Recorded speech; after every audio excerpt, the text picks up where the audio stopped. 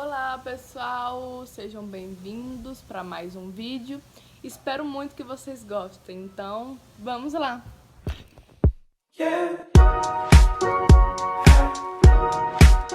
Bom, eu vou ler lá em Joel, capítulo 2, versículo de número 13. Em sinal de arrependimento, não rasguem as roupas, mas sim o coração. Voltem para o Senhor, nosso Deus, pois Ele é bondoso e misericordioso, é paciente e muito amoroso. Está sempre pronto para mudar de ideia e não castigar. Bom, antigamente era comum as pessoas rasgarem as vestes em quatro situações distintas. Primeiro, em sinal de arrependimento, diante de notícias ruins, diante de indignação, como fala em Mateus capítulo 26, versículo 65, e diante de luto, quando Jacó recebeu a notícia de que José estava morto e ele rasgou as vestes como forma de tristeza. E nós vemos então que já se tornou algo comum entre o povo, que se tornou parte da cultura, do cotidiano, um hábito entre as pessoas daquela época. E os fariseus, eles faziam isso sempre. Iam para os templos, rasgavam as suas vestes. Mas Deus conhecia se aquele coração estava sendo sincero ou já estava se tornando apenas atos vazios. Então Deus fala: eu não quero essa atitude mais de vocês. Eu quero que vocês entrem para o secreto, me busquem, tenham um coração contrito, um coração quebrantado e um coração voltado para mim. Um coração realmente sincero na minha presença. Eu quero o secreto com vocês, porque é lá que eu vou olhar e ver se há sinceridade. Porque os fariseus, eles eram para ser o símbolo dessa verdade, dessa genuidade, mas os fariseus estavam sendo símbolos de hipocrisia. O que acontecia? Os fariseus iam para os templos, iam para as sinagogas, rasgavam as suas vestes. Quem olhava achava assim: nossa, eles estão realmente adorando a Deus com todo o coração, mas não. Eles entravam de uma forma, rasgavam as vestes e saíam da mesma forma que eles entravam. E Deus estava olhando isso. Ele não estava recebendo aquela adoração porque sabia que eram atos vazios deles. E Jesus até fala lá em Mateus capítulo 23, versículo 25, que eles eram hipócritas, que eles eram como copos, que por fora quem olhava estava tudo limpo, mas por dentro era com o coração cheio de rancor, de mágoa, de ressentimentos, de raiva. E então Deus fala: eu não quero isso, quero um coração contrito, um coração que se rasgue na minha presença, um coração voltado para mim. Eu quero uma conversão na sua totalidade. Deus, ele deseja viver as coisas mais lindas conosco, mas para isso é necessário secreto. Mas por que o secreto? Porque é no secreto que há confronto, é no secreto que há arrependimento, é no secreto que há mudança do estilo de vida. É dentro do secreto que Deus nos molda para vivermos coisas extraordinárias na presença dele. Jesus, ele chegou e começou a confrontar os fariseus. E os fariseus não queriam aceitar porque eles queriam estar certos acima de tudo. E, como eu falei, é no secreto que é essa moldagem do nosso ser. E os fariseus não queriam aceitar isso. Por isso que Deus nos chama para o secreto. Mas por que nos distanciamos do secreto? Por que distanciamos muitas vezes nosso coração da presença de Deus? Muitas vezes nós nos distanciamos de Deus por coisas simples da vida. Por exemplo, iniciamos o ano falando que esse ano eu vou dedicar mais meu tempo a Deus, esse ano eu vou fazer meu cantinho dentro do quarto, que é o meu secreto com Deus, esse ano eu vou ler mais a Bíblia, e nós até começamos bem o ano. E aí começa os nossos afazeres da vida cotidiana, como por exemplo trabalhar, estudar, ir para cursinhos, ir para escola. E aí nós começamos a colocar isso como prioridade nas nossas vidas. Muitas vezes chegamos cansados e falamos: não, hoje o meu cronograma fala para mim ler 2 capítulos, mas eu vou ler só amanhã porque hoje eu estou muito cansado. Amanhã, o dia seguinte, se repete, vai se tornando um ciclo. E quando vamos ver, já estamos na frieza espiritual, só lemos a Bíblia na igreja, só oramos dentro da igreja, e quando chega em casa, priorizamos aquela série, priorizamos um livro que estamos lendo, priorizamos aquele filme de 2 horas, mas nosso momento com Deus não priorizamos. Então, o que nos distancia de Deus são as nossas prioridades. O que nos distancia do secreto com Deus, o que deixa o nosso coração distante da presença de Deus, são as nossas prioridades. Muitas vezes nós priorizamos diversas outras coisas e deixamos Deus por último. Priorizamos diversas outras coisas banais e nos esquecemos de Deus. Ah, Laís, está falando que aqui na Terra a nossa vida não é importante. Não, é importante sim trabalhar, é importante sim estudar. São coisas essenciais, mas não são prioridades, não devem ser as prioridades das nossas vidas. Eu vi uma foto que era assim, era uma corda e pouquinha parte da corda era a nossa vida aqui na Terra. E o resto da corda toda era a nossa vida com Deus. Então nós priorizamos tantas coisas daqui da Terra, sendo que tudo isso vai ficar, que tudo isso é passageiro. Mas nossa intimidade com Deus, nossa vida com Deus, ela é eterna. Deus, Ele quer te usar, Ele quer te tornar um grande homem, uma grande mulher de Deus. Deus quer que você venha viver experiências extraordinárias na presença dEle. Mas para isso é necessário o secreto.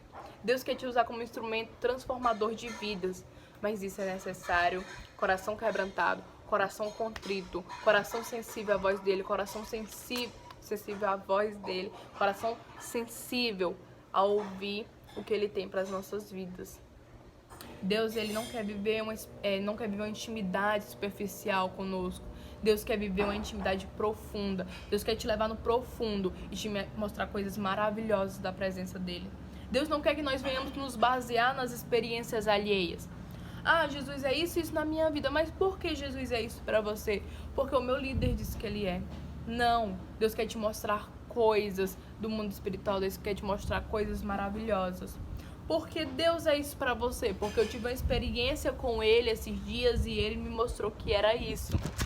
Então Deus quer que nós venhamos ter uma experiência com Ele, não que venhamos nos basear nas experiências alheias.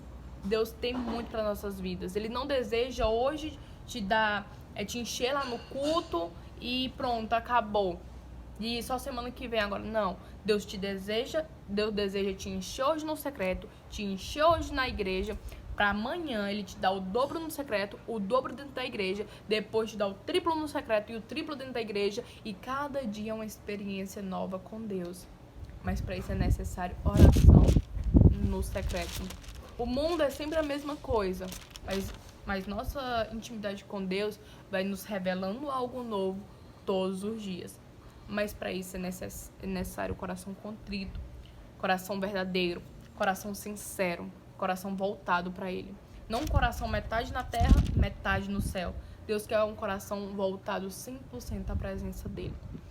E outra coisa que é importante na nossa intimidade com Deus, nós não devemos deixar com que as circunstâncias da vida venham definir a nossa intimidade com Deus.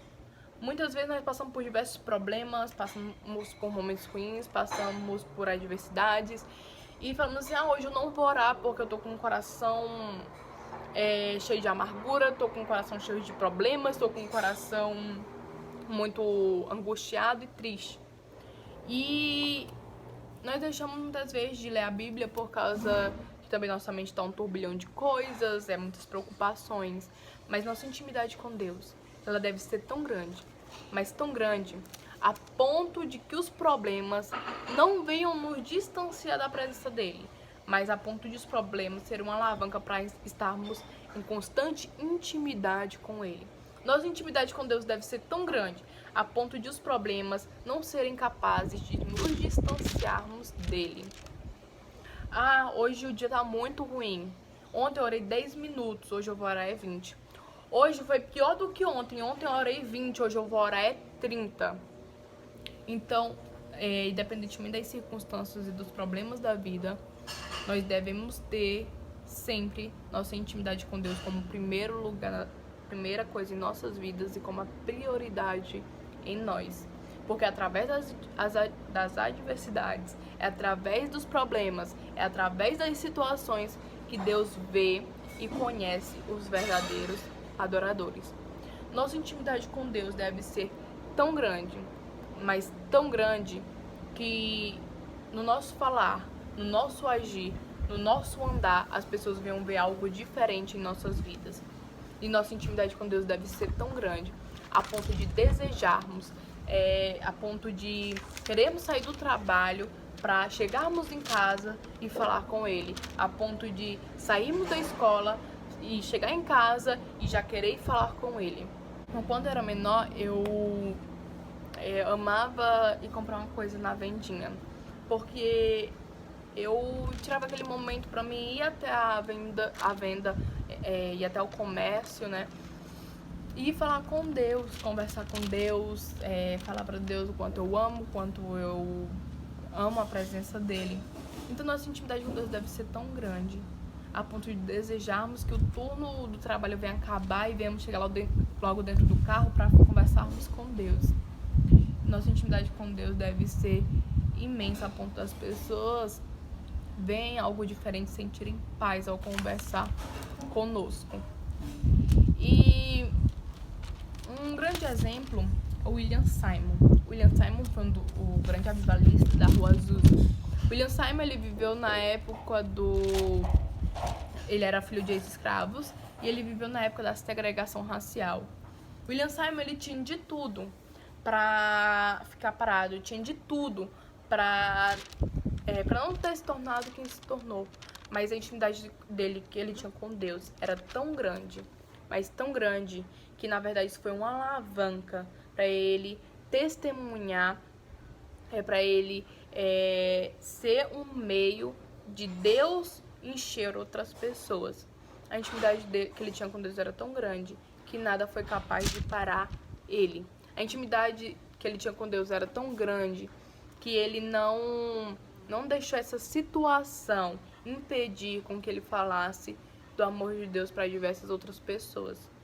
Ele não deixou essa situação parar ele tanto. Então a intimidade que William Seymour tinha com Deus era tão grande que ele foi um canal influenciador de diversas outras vidas. Ele foi um canal para que as pessoas conhecessem mais de Deus, foi um canal para que as pessoas fossem cheias do Espírito Santo.